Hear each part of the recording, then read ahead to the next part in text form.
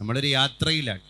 ഒരു യാത്ര ചെയ്യുന്ന ആൾക്ക് ഏറ്റവും പ്രധാനം അയാൾ എങ്ങോട്ടാണ് പോകുന്നത്. ഒരു ഡെസ്റ്റിനേറ്റഡ് പ്ലേസ് ഉണ്ടാകും. പരപ്പനങ്ങാടി ഹൈവേയിലൂടെ ഒരാൾ സൈക്കിൾ ചവിട്ടിയിട്ട് ഒരു ചെറുപ്പക്കാരൻ ഇങ്ങനെ പോവാൻ, അവന് ദീർഘദൂര യാത്രയിലാണ്. അവനോട് ചോദിച്ചു, നീ എങ്ങോട്ടാണ്? അവൻ പറയാണ്, ഞാൻ മണാലി വരെ പോവാൻ. എങ്ങനെ? സൈക്കിളിൽ. അപ്പൊ അവന്റെ യാത്രയുടെ ഡെസ്റ്റിനേഷൻ മണാലിയാണ്.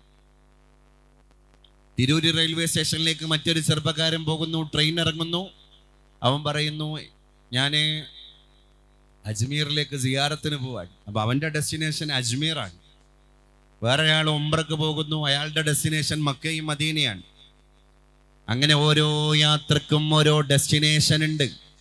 ഈ യാത്രക്ക് പുറപ്പെടുന്ന ആളുകളുടെ ബാക്കിൽ ഒരു ബാക്ക് പാക്ക് ഉണ്ടാകും. ഈ യാത്രക്ക് കുളുവിലേക്കും മണാലിയിലേക്കും പോകുന്ന ഈ സൈക്കിൾ യാത്രക്കാരൻ്റെ ബാക്കിലും ഒരു ബാക്ക് പാക്ക് ഉണ്ടാകും.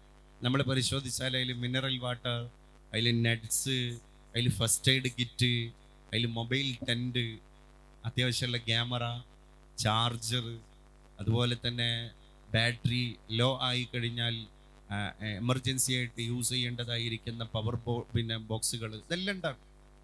അതെല്ലാം ഇട്ട് അവൻ പോവാണ്. അപ്പം അവൻ്റെ ബാക്ക് പാക്കിൽ അവൻ്റെ പാതേയമാണ്. യാത്രാവേളയിൽ അവൻ ആവശ്യം വരുന്ന ടൂളുകളാണ്. അപ്പം നമ്മളൊരു യാത്രക്കാരനാണ്, ദുനിയാവിലുള്ള നമ്മളൊരു യാത്രക്കാരനാണ്. നമ്മളെ ഈ ഡെസ്റ്റിനേഷൻ സ്വർഗ്ഗാണ്. ആ സ്വർഗത്തിലേക്കുള്ള പോക്കിൻ്റെ ഇടയിൽ നമുക്കൊരു ബാക്ക് പാക്ക് തന്നിട്ടുണ്ട് പഠിച്ചോ. ആലമുൽ അർവാഹിൽ നിന്ന് നമ്മൾ യാത്ര തുടങ്ങിയതാണ്.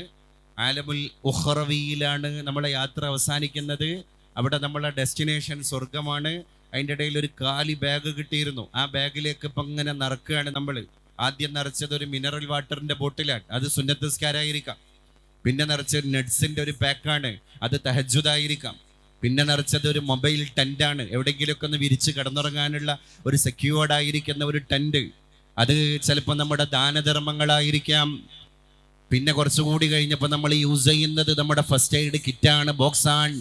അത് ചിലപ്പോൾ നമ്മുടെ ളുഹാ നമസ്കാരമായിരിക്കാം, ഖുർആൻ പാരായണമായിരിക്കാം, ഉംറയായിരിക്കാം, മജ്ലിസുൽ ഇൽമിൽ നമ്മൾ വന്നിട്ട് സാന്നിധ്യം അറിയിച്ചതായിരിക്കാം. പോവണ്ടയോ സഹോദരാ പരലോകത്തെങ്ങും പാർക്കുവാൻ, പോകും വഴിക്കുള്ള ഭക്ഷണം പൊതിയിൽ നിറക്കുവീൻ ക്ഷണം. അങ്ങനെ ഒരു ലക്ഷ്യം ഉണ്ടാകുമ്പോഴാണ് ഇവിടെ സങ്കടങ്ങളില്ലാതാവാൻ. നോക്കേണ്ടി നിങ്ങൾ, അതാ പഴയ ഉമ്മമാർക്കൊക്കെ ഉണ്ടായിരുന്നത്.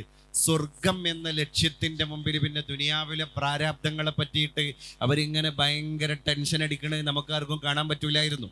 അവരിങ്ങനെ ആലോചിക്കാൻ, അള്ളാഹുവേ എൻ്റെ അമല്, അള്ളാഹുവേ എൻ്റെ നോമ്പ്, അള്ളാഹുവേ എൻ്റെ ഖുർആൻ പാരായണം, അള്ളാഹുവേ എൻ്റെ ഇബാദത്തുകൾ, അള്ളാഹുവേ നിന്റെ പൊരുത്തത്തിലാണോ തമ്പുരാനെ എന്ന ആശങ്ക അവരെ ഇങ്ങനെ ഇടക്കിടക്ക് അലട്ടിക്കൊണ്ടിരിക്കുകയാണ്.